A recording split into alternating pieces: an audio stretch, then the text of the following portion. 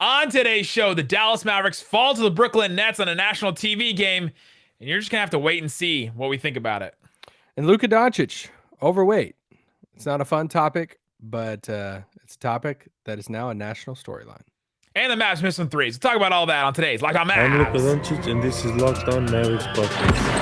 Dallas Mavericks are NBA champions. Bang! Bang! It's good! And the Mavericks have won the game!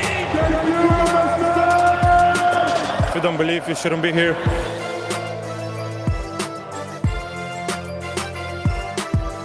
And welcome. You are locked on to the Dallas Mavericks. My name is Nick Angstadt, media member and NBA channel manager for the Locked On Podcast Network. And you are listening to Locked On Mavericks. Thanks for making Locked On Mavs your first listen every single day. We are free and available on all platforms, including YouTube. Thanks so much for listening to us and joining me. Always, my co-host, writer, and contributor at Mavs.com. The Nets gnome, the one more thing king. What you got for me, Isaac Harris? Well, national TV game against arguably the best team in the Eastern Conference, one of the best teams in the league. It was an overall, let's just take the fact that they lost out of it for a little bit. In the arena for entertainment. Hold on, are we starting with moral victory? Is that that's what we're starting with? I'm like, if you were in the arena, it was like you're walking out of that game saying, hey, at least we got a good game. Like that was the Mavericks should have won this game by like 20 plus, but because they needed to hit some shots, but still it was an entertaining, like there was a, close ending to it. The crowd was in it there towards the end. Then the Nick Claxton free throws, the crowd was going, nuts for, and all of that for him to miss. It was just, and to see KD at his level, Luka hit some big shots too. You always a lot of really good referee action we got. Yeah, Zarba was MVP of the game. I seen his jersey being sold after the game, but yeah, it was just it's a bummer. It's a bummer when they lose. Obviously, it's a bummer when they lose a national TV game, especially in a game they should have won. Oh, absolutely. By the way, this episode is brought to you by Truebill. Truebill is the new app that helps you save money by identifying and helping you stop paying for the subscriptions you don't want or need, and can even negotiate better deals for the ones you want to keep. Luka's weight was the big conversation on national TV. Reggie Miller talked about it. It's not lost on me the irony of Reggie Miller having the conversation about Luka's weight. Reggie Miller, famously one of the skinniest players like in NBA history. I just found that interesting, but Luka's weight is not new. This is not a new issue that we've just discovered that, all of a sudden we just realized that Luka came in out of shape. You specifically, and we have been saying this since the very beginning of this season, even in preseason. Here's the thing. I feel like Luka's weight has been talked about ever since he kind of came into the league. And I kind of made fun of it for the first few years of like, as a narrative. As a narrative. It was like the story. I'm like, all right, it was just an easy talking point for a lot of people out there. But then I saw him at the beginning of this season and this preseason and the first of this, few games of the year. And I threw out there, I'm like, man, I think this is the heaviest that I've seen him as far as him being out of shape. And if you've been listening to this pod, we've kind of casually thrown it out there a few times, like, hey, as Luka continues to play himself into shape, he is not there right now. You could see it with his body. You could just see it in like pictures and stuff. And if you feel like he looks the same, go back and watch some rookie season Luka. And even that, you're like, oh, wow, you can see what a difference it is in that. So we're going to talk more about this, but it's very clear. And now it's a national story. Tim McMahon talks about on Low Post podcast. He's, was tweeting about it. It was a topic of the broadcast on, TV tonight. And he was even asked about it after the game. Yeah, it's almost as if tonight everyone else discovered that this was a problem, right? If you listen to this show, we've been saying that this has been an issue for Luka. It's one of the reasons why he keeps, getting hurt and has some of these injury situations. It's one of the reasons why he's not been as effective in, 2-point range this season. It's a reason for a lot of things. Luka being, and it's not just that, he's slow, he's out of shape, but it's that first step. He can't get past guys as easily as he did in the past. He's not as strong and as agile as he has been in the past, and so he's not able to get in the post. I saw several times in this game Luka not being able to just post up and move Patty Mills, right? And I think that's part of strength, conditioning, all that kind of stuff, especially in the fourth quarter, him not being able to post Patty Mills, because He just can't play. One of the big things that stuck out to me in this game, Kevin Durant played the entire second half. He played the whole fourth quarter, and Luka can't do that at this point. And until the Mavericks can get to a point where he can, you're not going to beat a team like the Nets. Yeah, and I want to make something very clear too. Like, Luka's not in the best shape of his life. He's out of shape, but he's not the reason why the Mavericks are like floundering right now. Like, that's Very true. I think that is going to be the national narrative now, that, we've been casually talking about it. It's been any media person, anybody that's been around the team. It's been the, kind of the conversation of like, hey man, like, Luka's got to come, into the season in better shape. He's got to get there. It's part of it. All true. But I feel like now it's going to be the low hanging fruit for a lot of people outside of Dallas to be like, well, that's why the Mavericks are not at the top of the West, because, man, they'll never be at the top of the West because Luka Doncic Luka's still really freaking good. Like, he is amazing at basketball. He still plays at a very high level. It's so there's roster issues. There is, we could go all day about him. Luka's weight is not the main reason that, the Mavericks are in a funk right now and are probably reevaluating everything. But is it something? It is something. Yeah, all these things add up, right? It goes back to my problems can be plural, right? Luka's weight is definitely a problem that Luka has. However, Luka had 9 assists tonight and should have had 19. Oh, yeah. I mean, yeah, we're going to talk about the shooting in the second half of that. But I kind of feel for him a little bit, because I do think now, and even after the game, like, it feels like everybody's talking about it already. I feel like now he's going to kind of feel like the target on his back. I mean, heck, maybe it's like inspiring to him of like, hey, I got to, have some new healthier habits and get in better shape.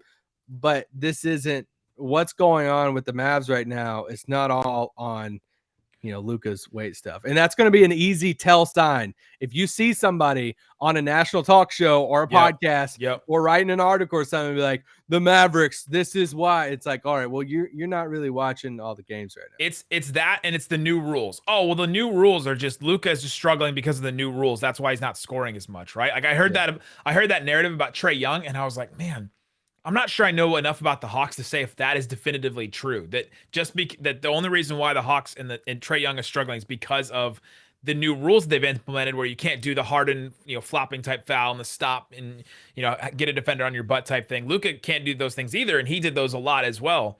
And so you're going to hear those things, I think. But Luka, after the game, talked about and addressed his weight concerns and actually answered the question. So we wanted to hear from Luka. So here's what he had to say. Yeah, I think that's my thing, people can talk about it, yes or no, but I know I got to do better. I had a long summer. I think I relaxed a little bit, not taking care, but, I got to be better.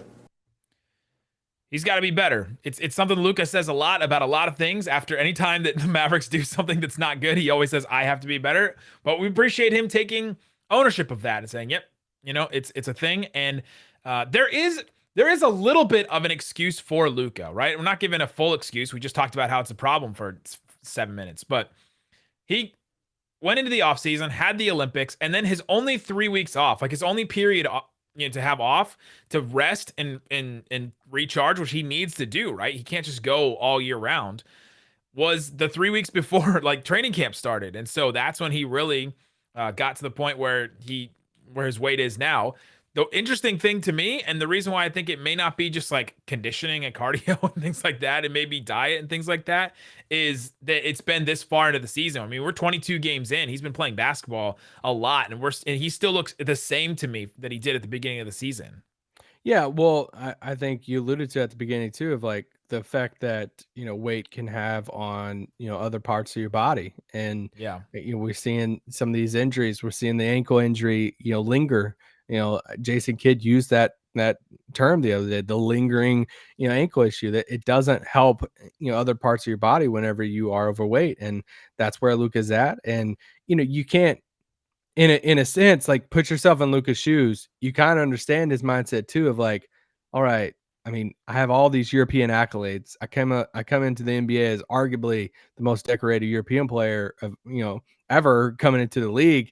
You set all these rookie records. You're doing all these highlights. You're already a top 10, some would say top 5 player in the NBA, first team All NBA, and it's like you just dropped 40 on Kawhi in the playoffs, even though you didn't lose, but it wasn't Luka's fault, like he'd still put up crazy numbers, triple doubles and stuff in the playoffs. It's like, so if you're Luka, you're like, all right, like cool, yeah. I mean, I'm out of shape, but I'm still one of the best players in the world. I'm still doing all of this and have done all of this. So it's just, that's the next level. That's the next boss in the video game for Luka. It's almost himself more than it is another player in the league that he has to kind of conquer this part of himself and get his body there for him to take that next level. You know who said this months ago? That called this even before us? And I want to say over a year ago. JJ Barea on Yeah. JJ Redick's podcast. The two JJs got together and talked about this and said the next step for Luka is conditioning, physical fitness, and all that. And it's really interesting that this conversation is happening while Dirk was in the building and while Steve Nash was the other coach, because what did Steve Nash teach? Like pretty much anyone he played with is, diet, physical conditioning, all that kind of stuff. We've been talking a lot about physical conditioning, but when it comes to athletes, we focus on the physical fitness, but there's another side to the game that's just as important.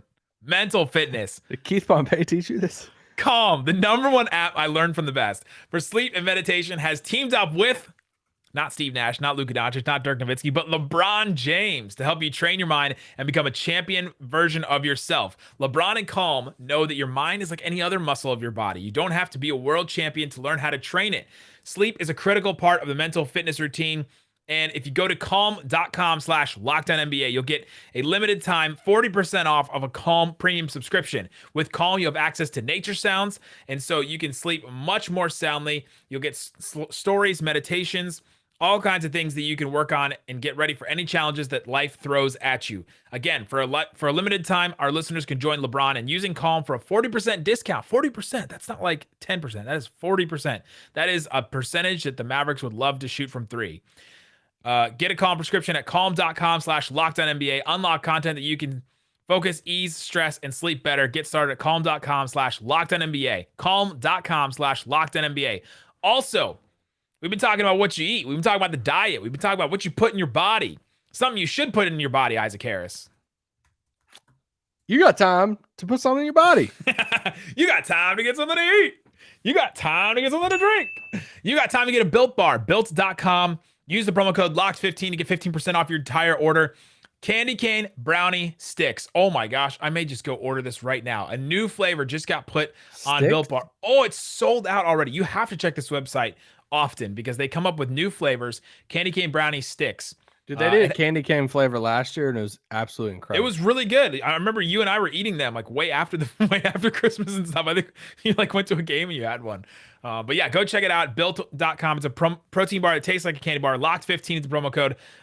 Built.com promo code Locked15. All right, Isaac Harris. We've been talking about Luka's weight. That's the big story that everyone's going to be talking about. But the reason why the Mavericks lost this game, and the Mavericks lost this game to the Brooklyn Nets, 102-99. The reason why they lost this game is because the Mavericks shot 9 of 46 from three. 19.6% for the Mavericks. Like, you just do not win games when you shoot that bad and you take 46% from three. In fact, let me take it a step further. The Dallas Mavericks turned in the third worst shooting performance of all time in this game. The Mavericks shot 9 of 46. My eyes. 19.6%. The two worst ones, Boston against the Knicks in January of this past year. They shot 7 of 46. So they only missed two more than what the Mavs did.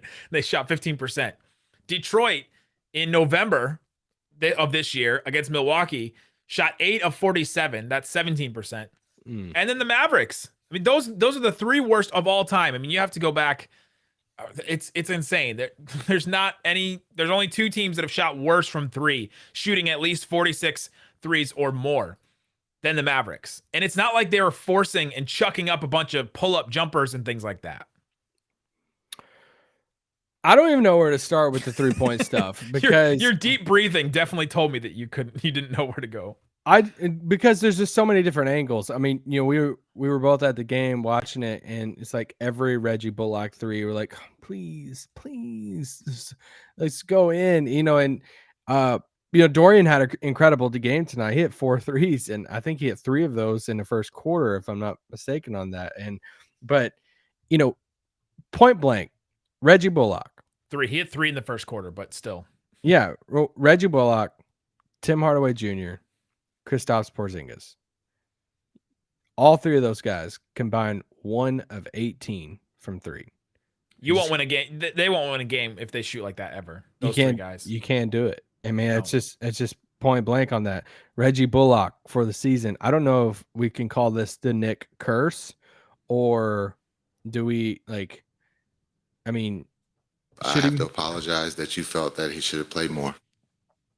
Is Kid playing that drop back in his head to you? He's driving home today, just going. I have to apologize that you felt that he should have played more. I almost want to ask Kid about that That's clip. a good question. It's hey, there was a guy who asked you back earlier in the season why Reggie Bullock just played. But it's Isaac. Reggie is in this slump right now that I feel for him. It's bad. He's shooting 25% from 3 right now. Yeah, I think he's 24 of 97 from 3 for the whole season. Yeah, just go to Kirk's Twitter. He always tweets out what he shoots. But Tim being 0 for 7 tonight from 3, they can't survive like that. And I think we were talking about this walking out to the car tonight, and it was well, what are you supposed to do to fix shooting? It's all right. Let's go out there and get some shooters. Let's go and get some 40%, 3-point shooters out there. Well, you know what the Mavericks did this offseason? They did that. They went and got Sterling Brown, Reggie Bullock. Reggie Bullock shot 44% from 3 last year. And it's Tim Hardaway Jr. These guys shot 40% from 3 last year, and they're just not doing it this year. So I just don't I don't know. I guess you could just flip them for another 40%, 3-point shooter somewhere else and say, hey, can you do that here? Is it a Dallas thing? I don't know. These threes are open.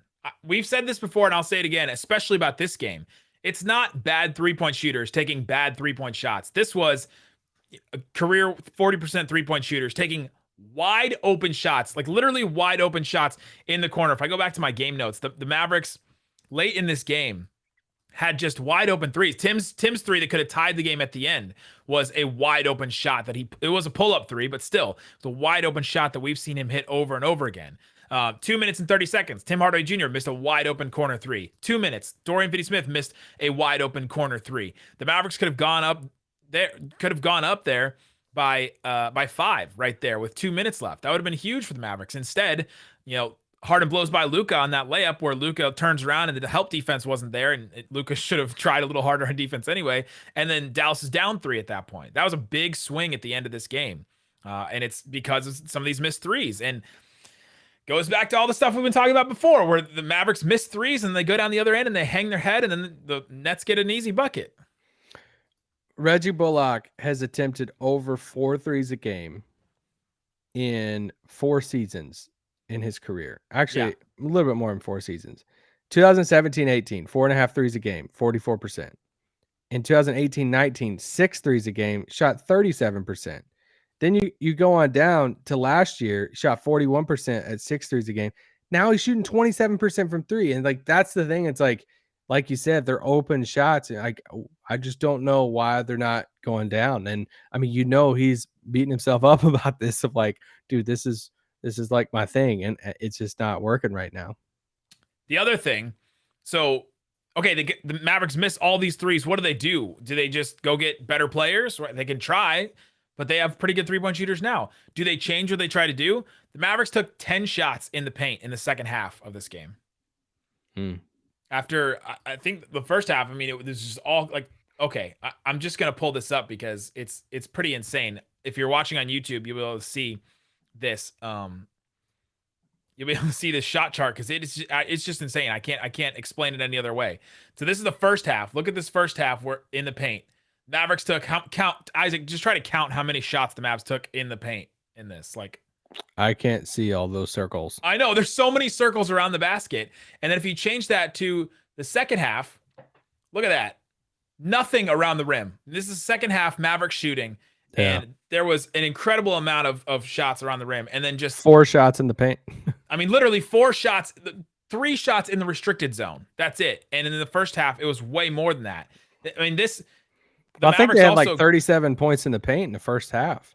And they finished with 46. So that's 9 points in the paint in the second half. So they got away from it. They weren't hitting threes, and then they just doubled down on it where they took even more threes. It was a very interesting game plan, and it really got away from them. Porzingis, like a lot of things that was working in the first half, it got away from them.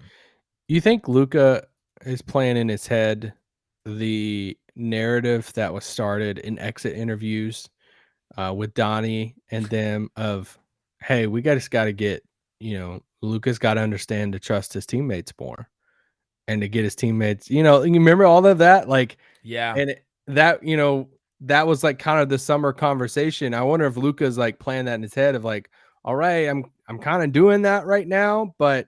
And I believe Kidd said something like that early in his career as a Mavs head coach, right? Yeah. So like, I think, he trusts his teammates, but just that narrative, I remember that happening over the summer of like, oh, even some, people outside the Mavs, national was like, oh, ball hog Luka. And it's like, all right, well, this season's not helping that case right now. Well, and then go back to all the problems. Luka, I mean, Luka didn't shoot well in this game either. What was he? 9 of 21 from the field, 3 of 11 from 3. His stuff in around the basket is not as great as it has been in the past, where he was one of the best players in the paint in the NBA. Coming up, we're going to keep going into this. We'll talk about the rest of this game. We'll talk about one point in this game I want to point out that really changed the game for the Mavericks. The point in the game where the Mavs lost. Yes, they missed a bunch of threes, but they still had a chance to win this one. But they lost it in one spot, and I'll talk about that coming up. But before we do, let me tell you about betonline.ag. It's the fastest and easiest way to put down some money on sports. You got college football. You got all kinds of stuff that you can put money down on. Brooklyn Nets play Wednesday, so this is the first night of a back-to-back for both these teams. Nets 6.5-point favorite over the Rockets at home. The Rockets just cannot lose games. Wait, the Nets are just 6.5-point favorite? 6.5-point favorite. That does not seem like it's high enough. So if you agree with me, go ahead and go to BetOnline. Use the promo code LOCKEDON. You'll get a 50% welcome bonus. So go ahead. Whatever money you're going to put down, it's like, I'll put down $50. Deposit $50. Use the promo code. You'll get $25. So you can put $75 down on this game right now. Go ahead and do it on betonline.ag. There's all kinds of other games as well. Cleveland, 2.5-point favorite at home against the Bulls. There's a lot of interesting lines. So go check it out. betonline.ag. All right, Isaac Harris. Mavericks lose this game, and they lost it in one spot, I believe. I'm really curious about this. Correct me if I'm wrong. The Mavericks had an incredible run at the end of the third quarter where or at the beginning of the third quarter, the Mavericks had this incredible run where they finally just took control of the game. And it was kind of a back and forth. The Mavericks would go up a little bit, and then the Nets would creep back. But in the third quarter, like Bullock blocks KD's jumper at the peak of his jumper. It was one of the most impressive plays of the night. Very nice. He blocks there, and then Dorian gets a steal off of KD, and then it leads down to the other end, and KP hits a 3. The Mavericks at that point are up 17 points, where they really felt like they took control of this game. It could have got away from them. And then the Nets just kind of creep back in. Luka, on the other end, gets called, or Luka gets called. Luka goes to the rim, and he seems to get fouled. Doesn't get called for it. It's the one where Harden where Harden hit him after he released a shot. Then he doesn't get the call. He's frustrated about it. He's really upset. He had been upset before. KD drives the other end, gets the call immediately. Almost the same play.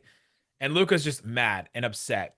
And then a couple minutes later, Luka gets the tech for pushing Nick Claxton. Nick Claxton had gotten in his face. He's getting push is a fun word for that. I mean, the action is push, right? What other audio word can I explain besides like it was almost like pushing. It was almost like and this is a deep reference. It's almost like a Benny start with the fact that I'm homeless, as that like is a given. A Benny Hinn, hey.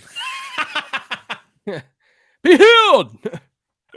The power of Christ compels you. And then he just kind of like stumbled back. He tried to sell it a little bit.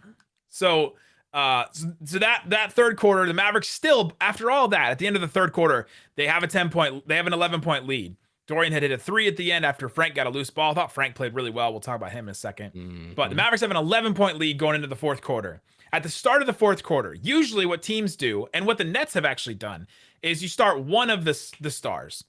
You start one of them at the beginning of the fourth quarter. You don't play both of them. You don't play your starting lineup. And that's what the Nets did. The Nets put in their starting lineup. KD, Harden, Patty Mills, and then James Johnson was in there with Nick Claxton. That was their lineup that had been working the best. So it wasn't their starters, excuse me, but it was their lineup that had been working the best in this game. They put in those guys, and they don't usually do that. I asked our guys from Locked On Nets, and Doug Norrie told me, no, usually at the start of the fourth quarter, James Harden is the only one that's starting, and KD does not start the fourth quarter. But in this game, he did. KD played the entire second half. And Jason Kidd rolled out KP with Brunson, Tim Hardaway Jr., Frank Ntilikina, and Josh Green, who was getting minutes in this game since Sterling Brown was out. And so he rolls out that lineup, which is not the greatest defensive lineup. I mean, Josh Green and Frank, but Josh Green's really inexperienced, and you get Tim Hardaway Jr. and Brunson in there. It's just a really weird combo because you have James Johnson, who is actually playing really well in this game, who's big, and then KD and Harden. So who are you putting on who? This lineup just didn't make a lot of sense, and there's a lot of switches where Tim Hardaway Jr. was guarding KD. The Nets go on a 10-2 run, and that's the part where I think the Mavericks lost track of this game. The Nets kind of smelled blood in the water. They came back, and that's when I think that they really realized, all right, we're going to win this game because we can go on this run, and the Mavs couldn't maintain that lead. Yeah, well, even into the fourth there, Kidd comes out of I think the timeout, or maybe even to start the fourth, and it was a dead ball. They come out, and Dorian or Reggie's not in the game. Yeah, and neither of them to start the fourth. It was that lineup of Brunson, Hardaway, Frank, Josh Green, Porzingis. Yeah, so and it was immediately, we were talking about it in the press box, a couple of us up there, it was like almost immediately KD comes down, just torches Tim Hardaway Jr. Immediately. And Dorian goes to the scores table. It's like, okay, well, why didn't he just start the fourth? But then it was in that stretch that they were just waiting at the scores table as they scored like 8 straight points. And then, then it's a 5-point game, 3-point game, whatever it was. And then, once it gets a tight game into the fourth and the other team has Kevin Durant, like, I love Giannis. Giannis went off in the playoffs in Game 7, but like Kevin Durant's the best player in the world, in my opinion. So he hit some just dumb shots. And then, Kidd had to make some choices tonight on how to play defense at the end of the game. And obviously some of them didn't work out. And the choice to double Kevin Durant, it just, when you have some of the personnel that you have out there with, Luka and KP and Tim, and I think Brunson was out there at one point, and a lot, yeah. And, they were just, and then they were still doubling KD. But then you have a guy like Patty Mills who's like running and cutting and getting open. He hit some big shots. And it was just, once they started doubling, they were just making the right read every time. And it was, that's the Nets, man. I mean, they're really good. KD scored 11 points in the fourth quarter, 5 of 6 from the field, and the Mavs doubled him most of the fourth. Yeah. he hit that shot over Dorian super late. That was just like, that was dumb. Yeah, just what do you do? I saw I saw one Mavs fan tweet, is this what it was like to play Dirk in the fourth quarter, like year after year after year? It's like, yeah, cool. It's true. Yeah, pretty much. Dirk was in the house, by the way. I think we mentioned that, but missed that guy. But yeah, I thought it was that run at the beginning of the fourth quarter that really changed it. And it was a move by Steve Nash. I mean, he put Kevin Durant out there when he normally doesn't. And that was a move. They probably saw the rotations and saw, hey, this lineup to start the fourth is pretty weak that Jason Kidd rolls out there, especially defensively. And let's throw out our 2 best guys out there and just see if we can get back in this game and get a run. And they did. Because I wonder if they didn't get that run, especially if they played the next night, if they would have just like thrown in the towel. Like, what if the Mavs extended their lead during that part and it goes to like 15, 18-point lead and you get to the 7-minute mark in the fourth quarter? They just like, all right, pack it in. We'll play the next game. I'm not sure they would have done that, but that's an interesting point where it could have been the turning point. And even, KD talked about his minutes after the game. Because StatMuse tweeted out, it's like, hey, Kevin Durant's averaging 40.4 minutes in his last 5 games. But post game, he's asked about his minutes. He said, I know people might be concerned about my minutes, and I got injured before all that extra crap, but we'll figure it out if I get out there. Right now, I just want to play basketball. He said, I might play 48 tomorrow just because, give y'all something to talk about. But like, he can, and that's bringing it full circle to that first the conversation about Luka. There's, Nick brought up is like, hey, like Kevin Durant has that level that he can go to. He can go to Steve Nash and say, hey, Steve, like I'm playing this whole fourth. Like we can come back and beat these guys. And he starts and plays the entire fourth. He plays what'd you say finished tonight? 40 something, right at 40 minutes, a little over 40. Him and Harden. Kevin Durant played 40 minutes. Harden played 41, almost 42. Yeah, and it was in that 38th, 39th, 40th minute that Kevin Durant is getting double teamed, hitting dumb shots over Dorian Finney-Smith. And like that's the stuff that long term, once Luka gets in, incredible shape or really good shape, that he can be able to pull off stuff like, I mean, I get that he's played 40-minute games and stuff, but on a consistent basis, Luka's got to be able to do something like that. Yeah. If you put it together, the Mavericks' best two players, Luka and Porzingis, played 67 minutes together. And then the Nets guys played 82 minutes. Right? Yeah. That's an amount of time there, right? What is that? 15 more minutes that the Nets best two played over the Mavericks best two. There were right? a couple new 5-man lineups tonight for the Mavs. I with leaned over Josh to you at Green, one for sure. point. I was like, it was like Dwight was the only big out there, and then it was like Dorian, Tim, Josh Green, and like Brunson or something. And I was like, what is going on? Or Frank and Maxey only played 20 seconds in the fourth quarter. Yeah. It was weird. Well, even like when they chose to bring KP back in, they brought KP back in with like 3.5 minutes to go in the game. Like it was, it was pretty wild, a little bit off from his normal rotation in that. Yeah, he ended up playing 8 minutes in the fourth, which is pretty good. But yeah, they started him in the fourth, took him out at a certain point, and then ended up holding him, not putting him back in.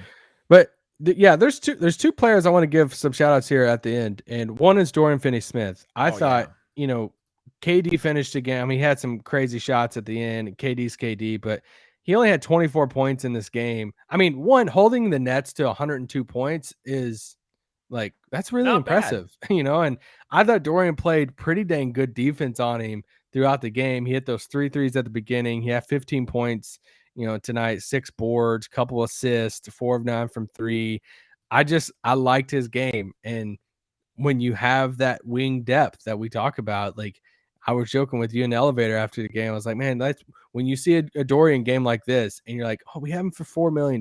Like these are the glue guy type of performances. Like if your top guys are, really, really good, then you can have the Dorians of the world that hits 4 threes in a game and can, at least make it somewhat difficult on a Kevin Durant as much as you can.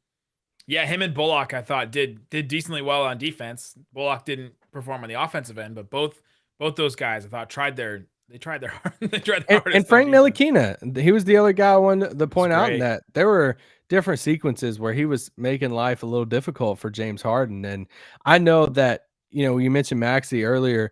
Maxey had just a ferocious foul on James Harden that, Harden fell and it was holding his head. And I was really worried about James for a bit.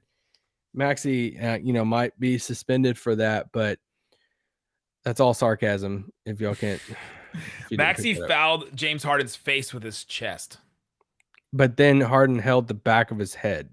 And I don't know what happened on that, but you know what? James Harden fell down so many times. This was my first experience seeing James Harden play with the new rules. And I kind of enjoyed it. I enjoyed seeing him try to draw these fouls and fall down and not. You can't beat him to at least be petty about it, right? Exactly. Yeah. Well, James Harden 7 of 13, but he only took 13 shots. It's so weird to see James Harden. I mean, that's his role in this team. Is he's their point guard. He's their distributor. He's the guy that he isn't going for 30, 35 shots a game anymore, which is it's weird to see him play like that. Very weird. There are a few times I forgot he was out there, and that's really weird for a James Harden team. But no Joe Harris for them.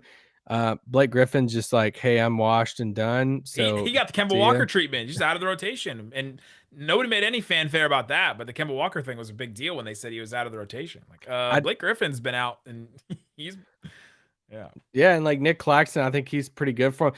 LaMarcus Aldridge is like weirdly really important for them.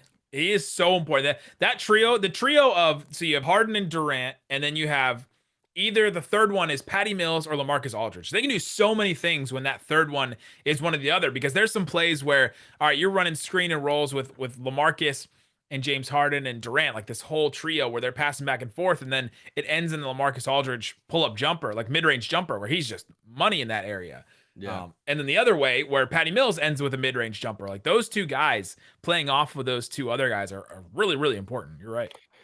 Yeah, my last thing I want to say on this is I just think that when we reevaluate free agency and just the Mavericks organization, the fact that Aldridge played high school, it was like is from Dallas and was just down the street, and he's never wore a Mavs jersey.